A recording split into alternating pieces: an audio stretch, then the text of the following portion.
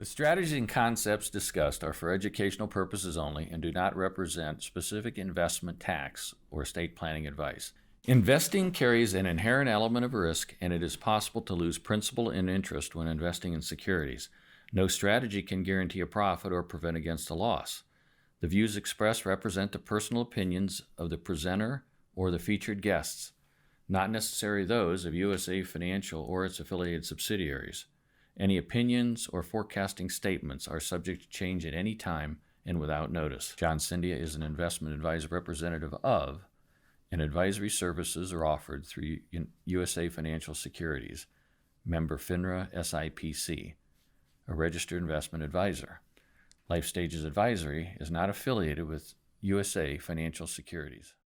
Welcome to episode 46, WTF, Wealth, Tax, and Finances. I'm your host, John Cyndia, CPA, Certified Public Accountant, PFS, Personal Financial Specialist. Today, I thought what we would do, since we're having the new administration will be in, they have some different changes in the tax law. So what I wanted to do was get everybody familiar with some of the changes that could be coming up, probably not in 2021, because normally what happens is it takes at least a year for any of the changes to come through. So we've got some time before some of these, not all of them, but some of these could take effect, which would probably be in 2022. We'll start with some top earners, the middle income people, hit on some estate tax issues, and then just look to see where it may affect you and some of the ways that we could look at some planning either at the end of this year or next year in 2021. If you would remember when the current administration, when Donald Trump came in, he changed and dropped some of the tax rates. Top tax rate at the time was 39.6 for individual taxpayers. You'd have to earn about $400,000.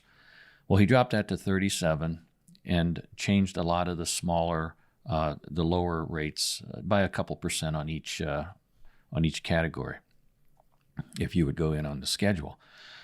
And what we're looking at now is having the top tax rate resort back to the 39.6. All of the other rates, the 10, 12s, whatever, that are on there currently would remain the same.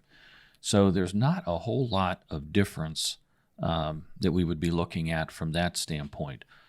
Some of the other things on the individual base that would come in are the reduction in expenditures, like itemized deductions. We've already done that and capped that at a standard deduction.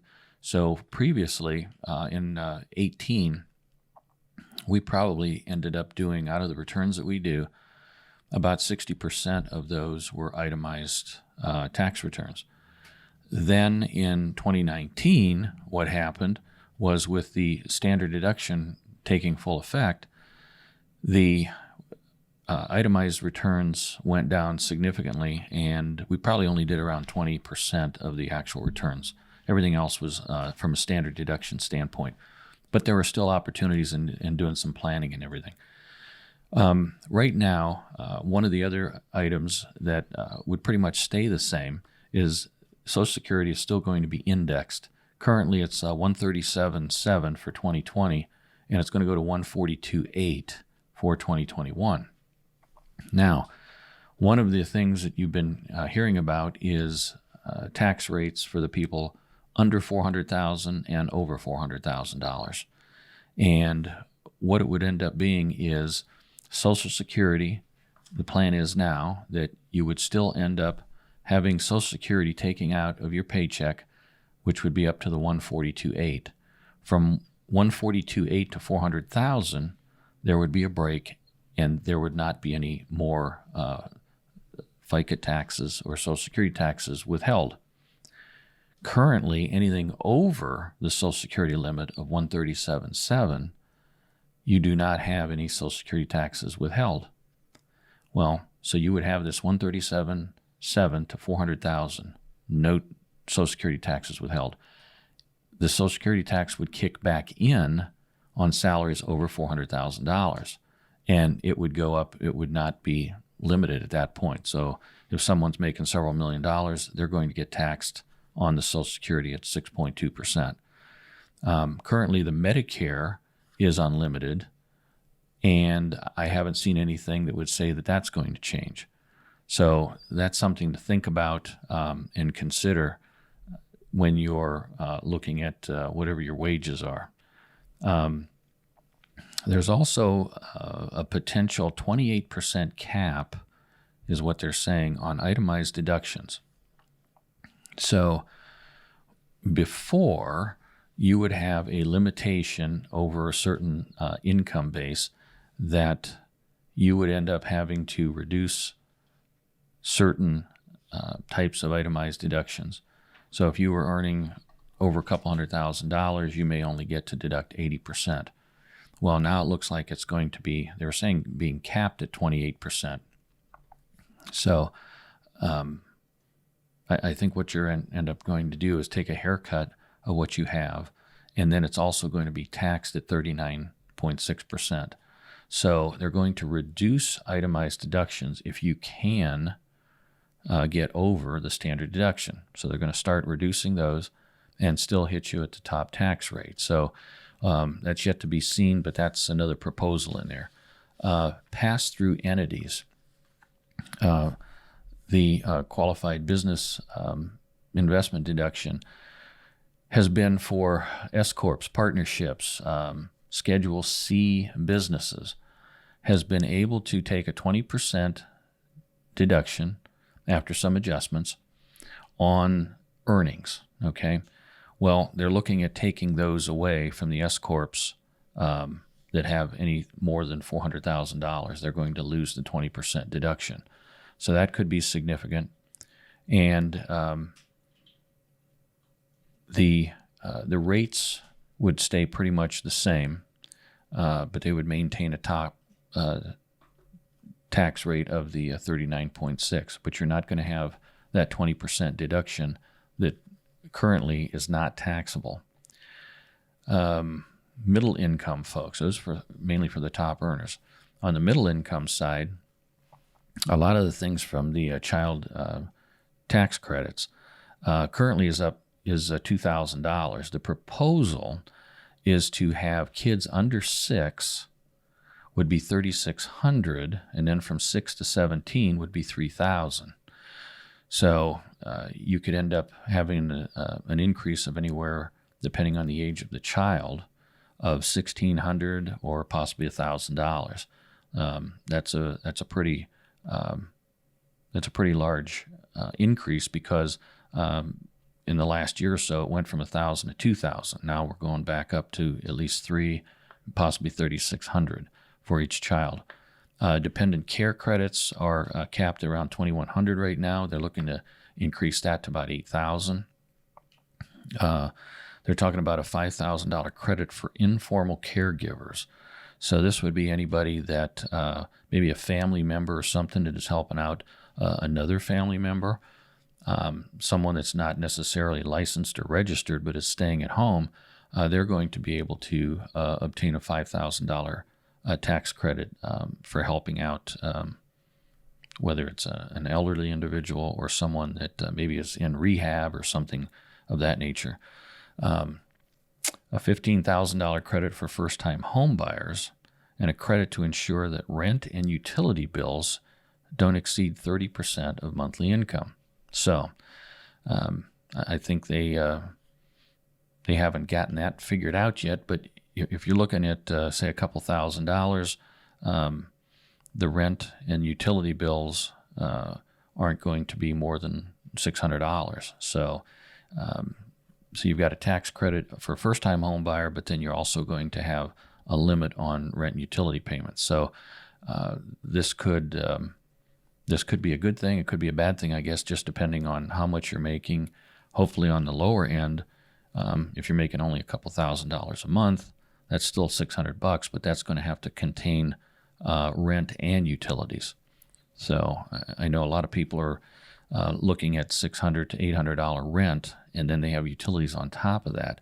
And in Ohio, depending on how cold it gets and everything, you could be looking at $100, $150, $200 gas or electric bill during the winter.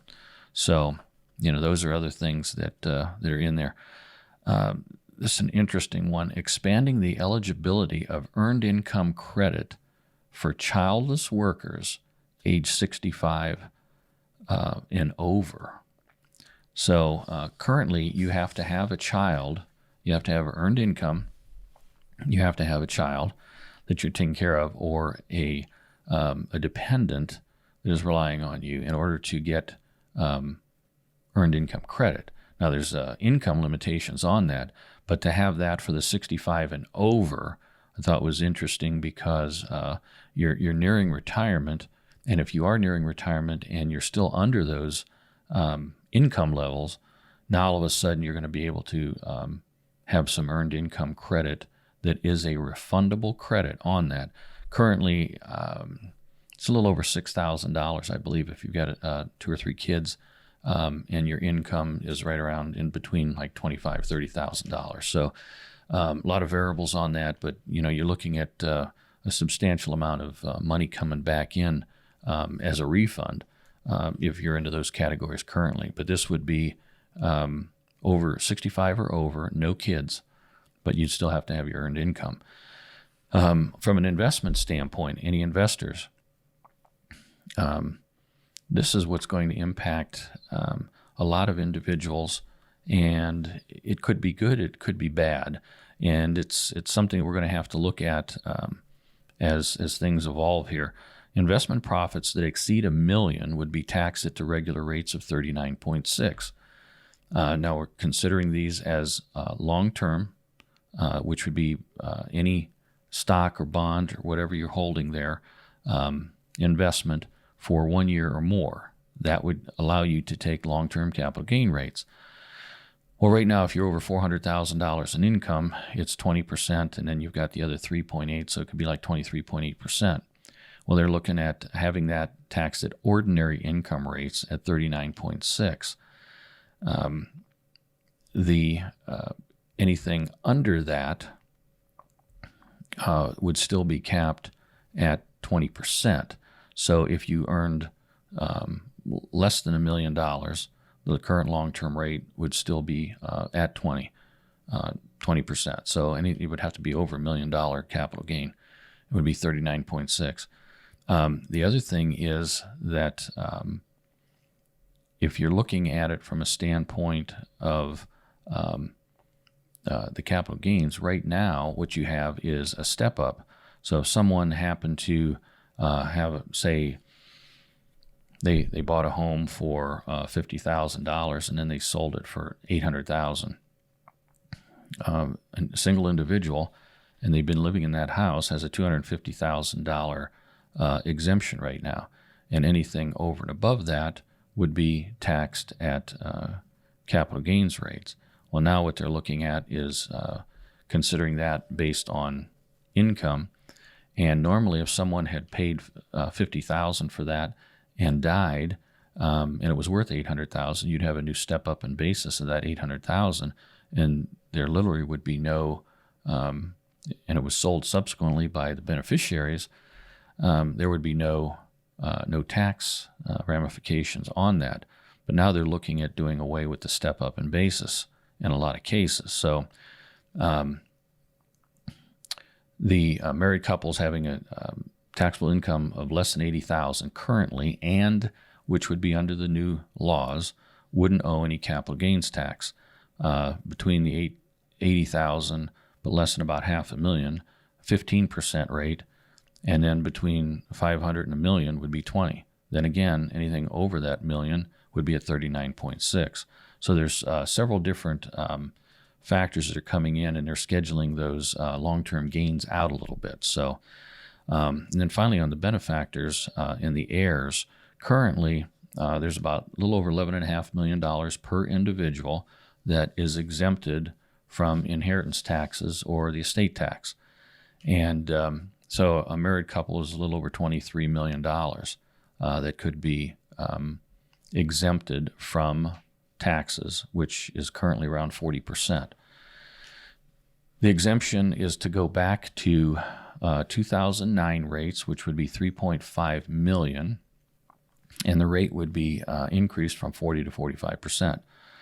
That, along with the fact the no step up in base, could be significant, and it puts a lot of people, a lot more people into play, a lot more property into play, a lot more families into play, because usually, for the most part, an average American is not going to have $11 million for that. So it's you've got to be pretty affluent in order to get over those current exemptions.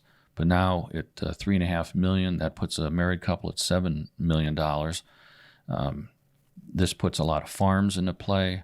It puts a lot of other real estate, anyone having a lot of real estate properties and rentals back into place, with the significant increase in property values and things. It's going to have a lot of impact on a lot more people. And there could be some things that come into that. The way the calculations are going to be done would exempt a portion of the estate tax, but by not having the step-up in basis upon sale, that individual then would have to pay taxes again. So there could be a portion of it that gets taxed, and then that was in the exemption originally, but now all of a sudden it's like a delayed tax that's going to have to come out of that. So there's several different things that we're going to have to look at, and it's worth taking a look by the end of this year to consider it, but it probably will give us till 2021 to get through to make some changes. We may want to start considering the sale of certain properties, transfers of properties, seeing where we're at, and trying to do a lot of sales, gifting, transfers, or whatever within the next year or so. And when we start looking at that, like I say, it's probably not going to hit in 2021. It'll probably be more like 2022 that these things would take effect.